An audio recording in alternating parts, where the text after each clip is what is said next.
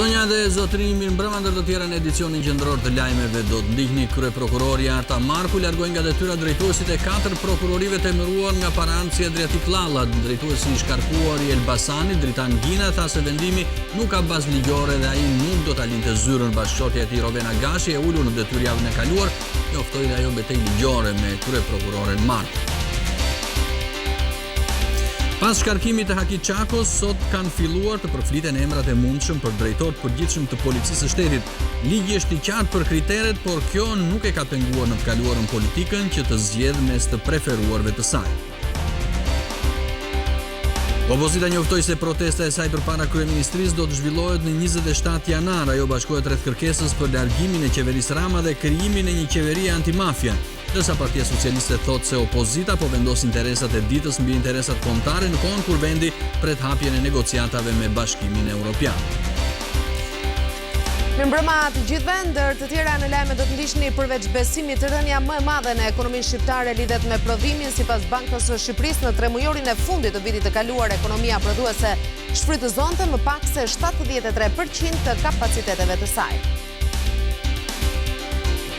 Më 9 janar 2004, në një gomone të nisur drejt Italisë, humbën jetën 28 persona. Dallgët penguan udhëtimin dhe ndihma mbërriti shumë vonë. Sot, 14 vjet më pas, familjarët e viktimave të tragjedisë 9 janarit ende kërkojnë drejtësi. Ata thonë se organizatorët e trafikut ishin policë që sot janë rikthyer në detyrë. 14 vjet pas tragjedisë 9 janarit, Shqipëria është ndërruar në destinacion pune për shumë italianë. Revista L'Espresso i ka kushtuar një shkrim emigracionit italian në Shqipëri, të cilin e tërheqë mundësitë që ofron vendi ynë.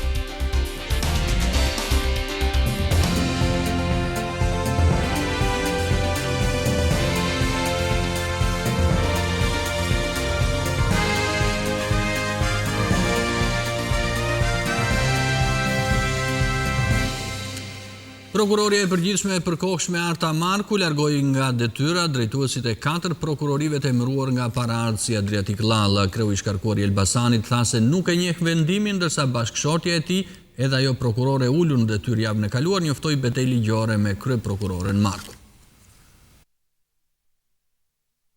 Pa mbushur muaj në detyrë, prokuroria e përgjithshme Arta Marku firmosi ndryshime të tjera ndaj disa prokurorëve që shikoheshin si rrethi të besuarve të Paranci të saj Adriatik Lalla.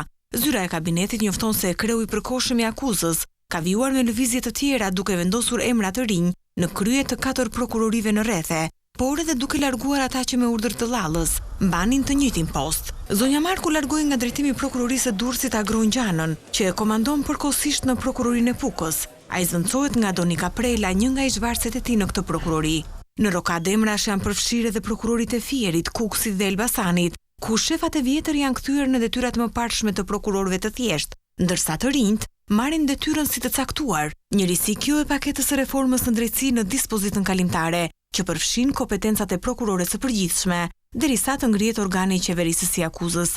Në krye të prokurorisë së Elbasanit u vendos Ardian Nezha, i cili për shumë kohë u larguan në Pukë nga krimet e rënda. Por njeriu që ai zvendçoi ish kryeprokurori i Elbasanit Dritan Gina, i cili kthehet në Tiranë aty ku ka patur më herët emërimin, e kundërshtoi këtë vendim. Duke qenë jurist, si çdo kolegi im, e kam shumë qartë që një urdhër apo vendim haptës i paligjshëm nuk zbatohet.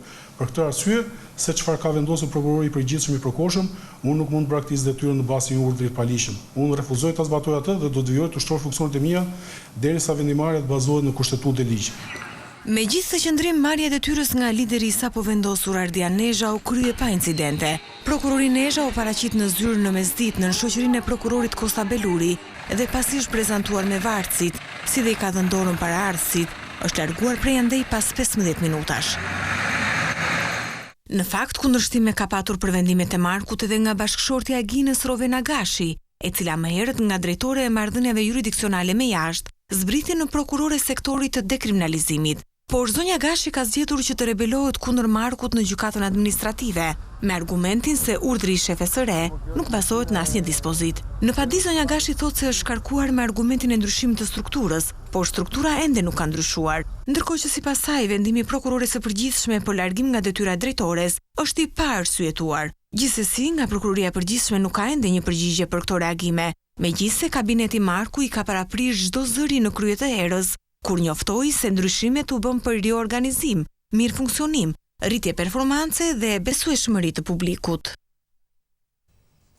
Që sot kanë filluar të përfliten emrat e mundshëm për drejtor të policisë së shtetit, ligji është shumë i qartë për kriteret, por siç na tregon Eni Ferhati, kjo nuk e ka penguar në të kaluarën politikën që të zgjedh mes të preferuarve të saj. Në bazë të ligjit për policinë e shtetit, pasuesi i Haki Çakos duhet të ketë gradën drejtuesi i lartë ose drejtuesi i parë, po ashtu ai nuk duhet të ketë dy shtetësi, por vetëm shtetësi shqiptare dhe të ketë të paktën 15 përvojë në polici, nga të cilat 10 vjet në pozita të larta drejtuese. Por kush i plotson këto kritere? Në kuptimin e ngushtë, kriteret sipas rendit alfabetik i plotsojnë Agron Sojati, ish drejtori antiterrorit, aktualisht këshilltar për sigurinë në kryeministri.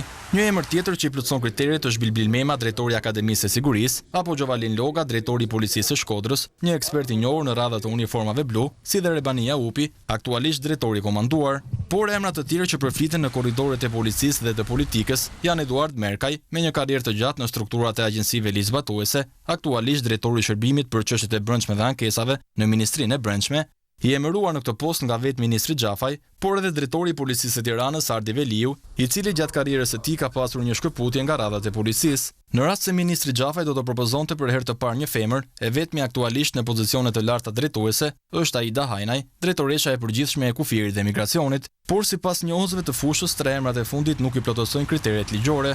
Në fakt, emrimet e drejtorëve të kaluar, Hysni Burgaj nga qeveria Berisha dhe Artan Didi nga qeveria Rama, nuk kanë kaluar pa debate pikërisht për plotësimin ose jo të kritereve strikte ligjore. Drejtori i Policisë së Shtetit ka një mandat 5 vjeçar me të drejtë riemërimi për një mandat të dytë. Haki Çako e ushtroi detyrën vetëm 2 vjet e 9 muaj në krye të uniformave blu.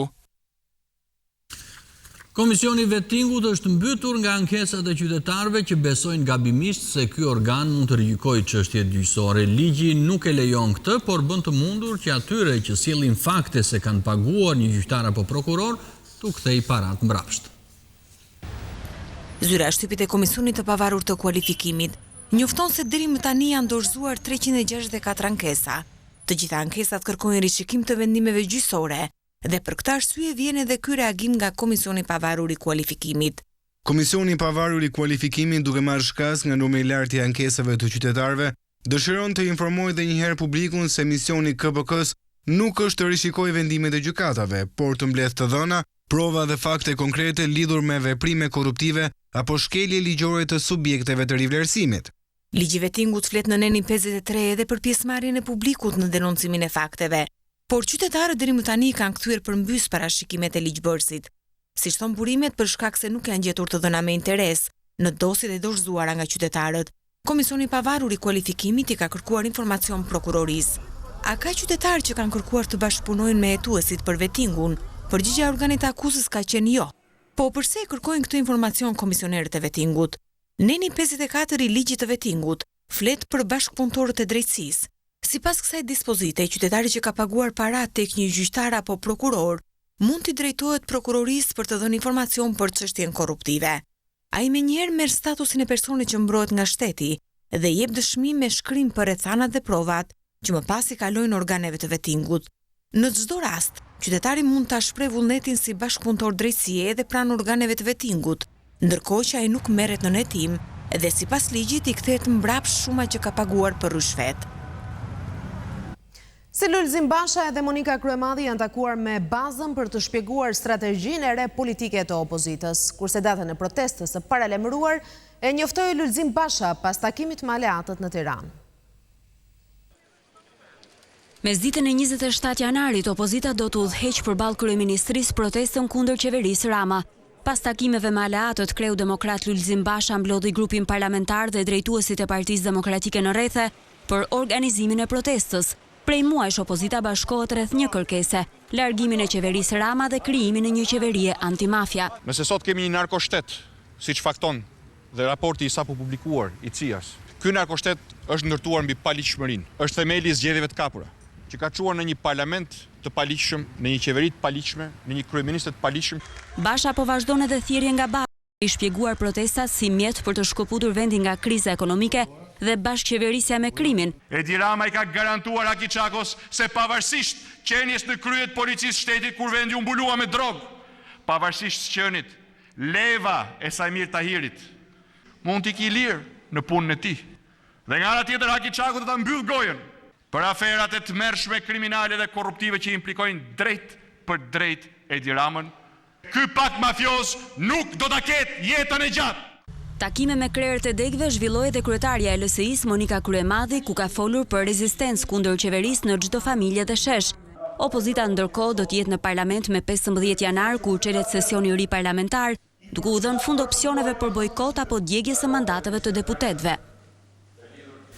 Për socialistët, ky aksion i opozitës është cilësuar si vendosje e interesave të ditës mbi interesat kombëtare.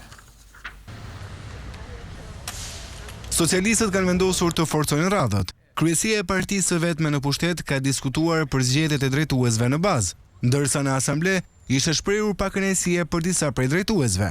Në përfundim të mbledhjes, zëdhënësi e kryesisë socialiste ju referuar protestës së paralajmëruar nga opozita. Pavarësisht zhurmës, pavarësisht përpjekjes së vazhdueshme të opozitës për të krijuar zhurmë në vend, por edhe kur flasin anglisht me Bashkimin Evropian dhe me funksionarë të tjerë, ne jemi pa diskutim vënë përpara agjendën e Shqipërisë përpara agjendës politike të ditës. Kjo fatkeqësisht nuk është dhe retorika apo politika e opozitës. Ata kanë vendosur të vënë interesin e tyre politik të ditës mbi interesin kombëtar. Me dyer të mbyllura, Kryesia Socialiste ka diskutuar për qeverisjen dhe prioritetet në muajt në vijim.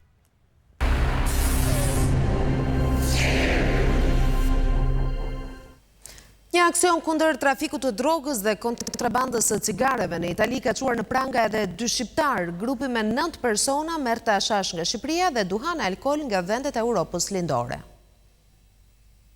9 persona, 7 italian dhe 2 shqiptar kanë përfunduar në pranga në provincat e Brindesit, Bari dhe Leqes gjatë një operacioni të gjerë policor. Ata akuzohen për trafik droge dhe kontraband mallrash. Hetimi Guarda di Finanzas ka arritur të shkatërrojë 2 grupe të ndryshme të përfshirë kryesisht në trafikun e hashashit nga Shqipëria në Itali, por edhe kontrabandës së duhanit dhe alkoolit nga Olanda, Polonia dhe Lituania. Nga hetimet e Guarda di Finanzas ka rezultuar se këta persona janë përgjegjës edhe për ngarkesën për 480 kg kanabis të kapur më dhjetor të 2016 dhe që dyshohet të jetë nisur nga Shqipëria. Në ato operacion, policia italiane sekuestroi edhe një mini furgon të mbushur me hashash, si dhe një motobark të fuqishme e cila përdorej nga trafikantët për realizimin e aktivitetit të tyre kriminal. Policia italiane po vijon hetimet për këtë grup i cili mendohet të ketë shtrirje me të gjerë dhe persona të tjerë të implikuar në trafik. Një aksion i madh antimafia ka çuar në pranga 200 anëtar të grupit mafios të Ndrangedës, mes tyre edhe kryebashkiakun e Krotonës. Rreth 200 pjesëtar të njërit prej grupeve mafioze më famkeqe të Italisë, Ndrangheta, u arrestuan në kuadrin e një operacioni të gjerë policor të shtrirë në fqinjin tonë për te Adriatikut dhe në Gjermani. Deklarata e lëshuar prej policisë italiane tregon se operacioni Blitz, i koduar Stig, ka çuar në prangosjen e 169 personave, mes të cilëve dhe disa kryetar bashkish, përfshirë liderin e provincës së Krotones, Nicodemo Parila.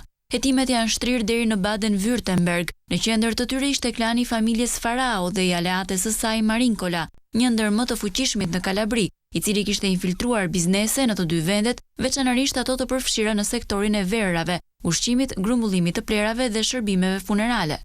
Një sër zyrtarësh publik janë përfshirë si të dyshuar për korrupsion në hetimet që dokumentojnë infiltrimin mafioz në fusha të ndryshme të ekonomisë. Shtrirja e këtij aktiviteti jashtë kufive i kishte lejuar atij strukturimin në formën e një sipërmarrjeje të mirëfillt kriminale. Të aftë të menaxhonte biznese prej miliona eurosh. Gjatë superaksionit, forcat e policisë arritën të konfiskojnë asete që mbërrinin vlerën 50 milion euro. Familja Farao, sipas raporteve në shtypin vendas, ka mundur të depërtojë në thuajse të gjithë sektorët e ekonomisë lokale, duke ndërhyrë tek tregtia e peshkut, biznesi e emigrantëve, sektori turistik dhe lojrat e fatit. Policia e Tiranës arrestoi një 38 vjeçar i cili falsifikonte dokumenta për emigrantët ilegal në Angli. Eduard Tafçiu akuzohet për ndihmë për kalim të palishëm të kufive. Pas hetimeve me metoda speciale është dokumentuar se i arrestuari, sipas porosive të interesuarve, falsifikonte karta identiteti, karta shëndeti dhe patenta italiane me qëllim përdorimin nga persona që shkonin në mënyrë të palishme në Britaninë e Madhe. Në fillim të viteve 2000, rrjeti trafiku të qenieve njerëzore nga Shqipëria ishte i mirë organizuar, por 9 janari 2004 shënoi një tragjedi që ka mbetur thellë në memorien kolektive. Edhe sot familjarët e viktimave vazhdojnë të kërkojnë drejtësi. Ata thonë se organizatorët e trafikut ishin policë që janë rikthyer tashmë në detyrë. Të afërmit e viktimave të tragjedisë 9 janarit të vitit 2004 udhëtuan sërish nga Shkodra e Lezhë për në Vlorë. Ata kanë kujtuar 28 viktimat e asaj dite, 8 prej të cilëve humbën në det. Ndërsa ndodheshin 5 milje afër Karaburunit, ata kërkuan ndihmë. Atë ditë Top Channel e solli zërin e tyre si një thirrje për autoritetet shtetërore që të nisnin kërkimin. Në afërsitë e Karaburunit. Pas 14 vitesh, familjarët e tyre kërkojnë drejtësi, sepse siç thon ata, fëmijët e tyre u lanë në mes të detit nga neglizhenca e shtetit. Shefi i zyrës kundër traficeve dhe krimit në drejtorinë e qarkut Shkodër, së bashku me 3-4 oficerë të tjerë të Shkodrës, të cilët i nisën djemët dhe vajzat tona së bashku me drogën dhe ja dorëzuan oficerëve të policisë në qarkun e Shkodrës. Ky rrjet ishte i mirë organizuar, ku përfshinin rreth 30 oficerë nga Shkodra deri në Vlorë, pavarësisht se janë shkarkuar nga detyra në atë kohë me motivacion kriminal dhe bashkëpunëtor me kriminalët në trafikimin e qenieve njerëzore, sot një numër i madh i tyre janë në detyra kyçe. Gomonja me 36 persona në bord u nis drejt Italisë nga plazhi i Palasës. Ata pak që mbijetuan treguan se njerëzit vdiqën duke pritur ndihmën, e cila mbërriti shumë vonë. 14 vjet pas tragjedisë 9 janarit, Shqipëria është ndërruar në destinacion pune për shumë italian. Revista L'Espresso i ka kushtuar një shkrim emigracionit italian në Shqipëri, të cilin e tërheqin mundësitë që ofron vendi ynë. A e keni parasysh shqiptarin që ndron Italinë dhe rrezikon jetën për të arritur tokën e 1001 mundësive, që e ka parë të shndri nga drita dhe veshjet gjithë shkëlqim në televizionet tona? Harrojeni stereotipin e viteve 90. Sot Shqipëria është vend i mundësive. Kështu e fillon Roberto Di Caro shkrimin e tij për L'Espresso me titull Ciao mama, vado in Albania. Autori zgjedh të parin udhërrëfyes, fiorentinin Marco Casamonti, arkitektin e stadiumit të ri kombëtar, për të folur për ndryshimet e dukshme estetike në kryeqytetin Tiranë, por edhe për mundësitë që Shqipëria e sot në ofron për të huajt, si ai ku mijëra italian kanë zgjedhur të jetojnë, punojnë dhe studiojnë në Shqipëri. Sipas autorit, në Shqipëri italianët projektojnë qellgërvishtës, prodhojnë mozzarella apo kupuc, shpenzojnë pak dhe jetojnë mirë, thuajse si në Italinë e viteve 60. Shkrimi vijon me një intervistë me kryeministrin Rama, që flet për bindjet europeiste të shqiptarëve dhe me një profil të Erion Veliajt, kryebashkiakut të Tiranës. Por edhe në rastin e kryebashkiakut Veliaj, autori vë në pa bashkëpunimin e tij me qytetet italiane si Firenca apo Verona dhe përshkruan Tiranën si një kryeqytet dinamik me plot gjallëri për festa, koncerte dhe filma. Autori kujton se edhe kombëtaren kuqezije stërvitën 2 italian, Gianni De Biasi dhe sot Cristian Panucci, por shkrimi nuk mbyllet me tone idilike. Autori kujton bashkëpunimin me forcat e Guardia di Finanzës italiane në luftën kundër narkotrafikut dhe kulturën e pandëshkueshmërisë që mbizotëron në Shqipëri, që pritet të ndryshojë nga reforma në drejtësi. I pari që ra, thot autori, është ish ministri i Brendshëm Sajmir Tahiri, i përmendur në një hetim për trafik ndërkombëtar droge nga prokuroria e Katanjas. Urojmë të jeti pafajshëm, citon autori kryeministrin Rama, por këtë duhet ta provoj. Por jashtë Tiranës situata nuk është gjithmonë roz. Në Gjirokastër, një tjetër alarm, këtë herë në lagjen historike, ka detyruar Institutin Gjeologjik të kërkojë evakuimin e menjëhershëm të banorëve, por shumica refuzon të lërë shtëpitë. Pa u mbyllur ende problemi me pallatin e rrezikuar, 9 familje në një tjetër lagje të Gjirokastrës kanë marrë urdhrin për t'u evakuuar pas agravimit të rrëshqitjes në banesat e tyre. 4 prej shtëpive rrezikohen seriozisht dhe 5 të tjera kanë rrezik më të ulët. Vendimi erdhi pas studimit prej shërbimit gjeologjik. Studimi që pasoi rreshtet e dhjetorit dhe ankesat e banorëve për çarje të mureve dhe rrëshqitje pranë themeleve, i ka kërkuar bashkisë në rubrikën e rekomandimeve të largojë banorët dhe të marrë masa urgjente për stabilizimin e zonës me drenazhim dhe pritambërojtëse. Shumica e banorëve nuk pranojnë të largohen nga banesat. Të ikën në shtëpia, po ku të vete? Jam e sëmur, jam 200 vjetë kë shtëpi, 20 vjetë jam nuse në këtë shtëpi. Ne pritom se dim që është e rrezikshme dhe ne do ikim në shtëpia, por në konvikt nuk vemi dot, se s'ka kushte. kemi fëmijë të vegjël. Po erdhi ekipi bashkisë edhe na thanë që ikni nga shtëpit. Po ne s'kemi këtë bëjmë, se nuk mund të rrim neve, si jemi student të rrim konviktor. Edhe në këtë rast, hapësira për akomodime ofruar është konvikti i shkollës pedagogjike në Gjirokastër.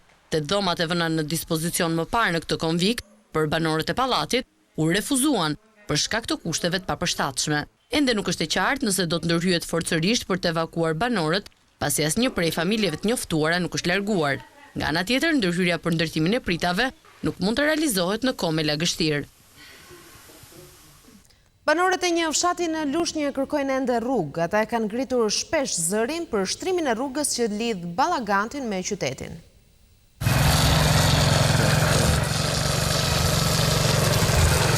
Në ver pluhuri dhe në dimër balta. Telashet për banorët e fshatit Ballagat në Lushnjë nuk kanë fund. Nuk është e paraherë që ata dalin dhe ankohen para kamerave për rrugën e prishur. Ju keni ardhur në kohën e dimrit dhe shikoni balt. Të vinë në kohën e baharit, këtu është një 4 orë, një tymi pa parë. Na ka ardhur kanë çibra shtëpi. Është shumë problematike, po kalum tu të vëmë në për serviset e makinave, taksat pagura, letrat pagura. Mungesa e infrastrukturës në zonë nuk vështirëson thjesht jetesën, por dhe mbijetesën. Rruga e pa asfaltuar lidh 5 fshatra me qytetin e Lushnjës dhe Peqinit. 25 vitet e fundit është shtruar 4 herë me gur dhe 1 herë me asfalt, por vetëm në 5 kilometrat e para. Edhe ky segment është prishur pa kaluar një muaj. Pikërisht në këtë rrugë banorët duhet të transportojnë prodhimet që i shesin në tregje. Çfarë shikon vetë që ishte punë? Po çfarë gjë rruga po fare, ja shikoj çike. Nuk ecim dot me makina me ngarkesë. Tu ngel kërkojmë vetëm rrugën, dritë dhe ujë. Të tregjohet do fshati. 2 dekada më parë në këtë zonë banonin rreth 10.000 banor, por sot në zonën e Darësisë numri i tyre nuk shkon më shumë se 3.500, nga të cilët 40% jetojnë në emigracion. Edhe banorët e Dullasit në Fier shqetësim më të madh kanë rrugën që i lidh me qytetin. Rruga është shkatruar tërësisht nga mjetet e rënda që punonin për ndërtimin e bypassit. Banorët e fshatit Daullas të njësisë administrative qendër në Fier protestuan për rrugën e dëmtuar. Rruga e vetme që i lidh me qytetin sipas banorëve është prishur edhe nga automjetet e rënda që kanë punuar për ndërtimin e bypassit të Fierit që kalon pranë Daullasit. 1 kilometër për 1 kilometër tulpi botës çfarë kështu që nuk shtrohet. Para disa kohësh ne protestuam dhe një herë tjetër për të bërë rruga dhe ata hodhën ca minerte, përzirë me balt dhe ato u bën më keq akoma. Ajo ishte si për të hedhur hy syve. Kush e ka dëmtuar? Po kjo ka birë vitesh më motre, nuk është thjesht sot. Po bën sot e 30 ca vjet që ka qenë rrugë dhe u prish. Çu do bëjmë tash? Për ditë të punë do bëjmë. Do shkojmë edhe te bashkia të ankohemi, edhe këtë punë kemi për ditë. Do bëjmë me një banket madh, jo me këto bloke këtu të vogla. Banorët janë shprehur se do t'i përshkallëzojnë protestat për më tepër tani që punimet për ndërtimin e bypassit janë ndërprer dhe nuk ka informacion se kur do të fillojnë. Ata kërkojnë rehabilitimin e rrugës, e cila krijon vështirësi të shumta komunikimi me qytetin. Në Fier ishte kryeministri Rama i cili paralajmëroi se nga një shkurti nuk do të ketë më asnjë tolerim për ata që përfitojnë nga lidhjet e palishme të ujit. Nga qyteti i Fierit, kryeministri bëri paralajmërimin e radhës për debitorët ndaj ujësjellsve. Kryeministri e quajti një shkurtin si ditën kur paqja merr fund. Në kuptimin e mundësisë për çdo konsumator që përfiton nga lidhjet palishme për t'u legalizuar falas dhe pa pasur më asnjë detyrim ndaj ujësjellsit dhe fillon një proces ku pastaj çdo lidhje e palishme do ndëshkohet sipas ligjit. Para pak ditësh kryeministri Rama deklaroi se suksesi në reformën e ujit do të jetë kusht për kryebashkiakët socialist, nëse do të duan të rikandidojnë në 2019-ën. Pamjet e shpërndara për mediat nga zyra e shtypit e kryeministrisë tregojnë edhe për urimin e sportelit unik për fermerët e Fierit, gjatë të cilit kryeministri premtoi transparencë për skemën e refinanciare për fermerët, që qeveria pritet të miratojë brenda muajit janar. Ndërkohë, deklarimi i tyre në portalin Albania do të mundësoj sipas qeverisë përfitimin e shërbimeve në këto sportele unike, ku do të aplikohet për subvencione me fondet buxhetore dhe për programin IPARD, që mbështetet nga Bashkimi Evropian, apo këshillim dhe informacion për tregjet bujqësore. Ekonomia shqiptare po përballet me një rënje që lidhet pikërisht me prodhimin. Sipas Bankës së Shqipërisë, në 3 mujorin e fundit të 2017-s, ekonomia prodhuese shfrytëzonte më pak se 73% të kapaciteteve. Biznesi ka ulur për të dytin tremujor me radhë shfrytëzimin e kapaciteteve prodhuese duke sinjalizuar një tërheqje të aktivitetit ekonomik në muajt e fundit të 2017-s. Banka e Shqipërisë raportoi se në tremujorin e 4 të vitit që lan pas, norma e shfrytëzimit të kapaciteteve ra në të gjithë sektorët e ekonomisë. Sipas bankës, në industri biznesi shfrytëzoi vetëm 72.3% të potencialit prodhues, nga 73.7% që ishte shifra në tremujorin e tretë. Rënja ka qenë më e fortë në sektorin e ndërtimit, ku shfrytëzimi i kapaciteteve ra nga 62.3% që ishte në tremujorin e tretë në 59%. Megjithatë, krahasuar me të njëjtën periudhë të vitit 2016, shfrytëzimi i kapaciteteve për këto dy degë është rritur. Më problematike janë dy sektorët e tjerë të ekonomisë, shërbimi dhe tregtia. Për të dy këto sektor, shfrytëzimi i kapaciteteve është ulur jo vetëm krahasuar me tremujorin e tretë të 2017-s, por edhe me të njëjtën periudhë të vitit 2016. Madje për të dy këto degë, të cilët kanë një peshë të lartë në prodhimin kombëtar, shfrytëzimi i kapaciteteve qëndron poshtë mesatares 10 vjeçare. Banka e Shqipërisë nuk sqaron sepse ndërmarrjet kanë ulur shfrytëzimin e makinerive dhe aseteve të tjera prodhuese, por në vrojtimin e besimit ajo thotë se në industri dhe ndërtim ka patur rënje të kontratave porositëse, pra kërkesës, duke detyruar biznesin që të ngadalsojë ritmin e prodhimit.